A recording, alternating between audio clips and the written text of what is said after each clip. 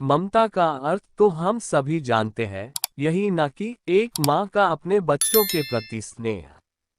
पर बहुत सारे लोगों को लगता होगा, प्यार मोहब्बत और ममता में क्या अंतर है। मैं तो कहूँगा अंतर तो कुछ नहीं, पर जो स्नेह माँ अपने ममता के भाव से करती वह दूसरा कोई नहीं कर पाता है। प्यार मोहब्बत तो सब करते हैं, पिता से लेकर प्रियकर या प्रेयसी तक, पर इनमें वह माँ वाला स्नेह नहीं होता। यह कहानी भी ऐसी ही एक माँ की ममता की है। इस माँ को उसकी ममता का भाव अपने बच्चों के लिए क्या क्या करवाता इसका वर्णन किया है। जनकपुर नाम का एक छोटा सा अविकसित गांव था। गांव का विकास नहीं, मतलब गांव में रहने वाले लोगों का विकास नहीं। इस गांव में कुछ 3-4 परिवार थे जो थोड़े बहुत खानदानी थे, बाकी सब मेहनत मजूरी करके अपना जीवन गुजारते थे। इसी गांव में दीना नाम की एक विधवा औरत रहती थी। रहने के लिए छोटा सा घर था। 2 बच्चे थे, शायद एक 5 साल का और दूसरा 3 साल का होगा। दीना का पति बहुत मेहनती था।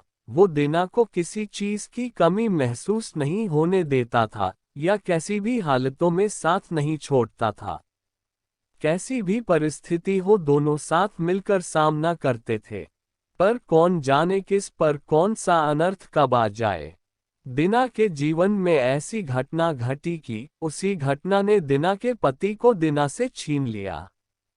दीना को पति के गुजरने के बाद ऐसा लगने लगा कि मैं जिंदा तो हूँ, पर मुझ में जान नहीं है। परिवार चलाने के लिए अब दूसरा कोई नहीं था सिवाय दीना के, इसलिए कैसे भी करके दीना ने अपने बच्चों के खातिर खुद को उस दैक से अलग किया। कुछ दिन बाद घर में जो था वो समाप्त हो गया। अब खुद क्या खाए और अपने छोटे बच्चों को क्या खिलाए, ये समस्या उसके सामने खड़ी हो गई। बच्चों के लिए दीना को अभी कुछ काम करना ही था। इसलिए दीना अपने दोनों बच्चों को साथ में लेकर जहां काम मिलता वहीं जाया करती थी, और दिन भर मेहनत करके जो भी मजदूरी मिलती उससे अपना और अपने बच्चों के पेट भरती थी।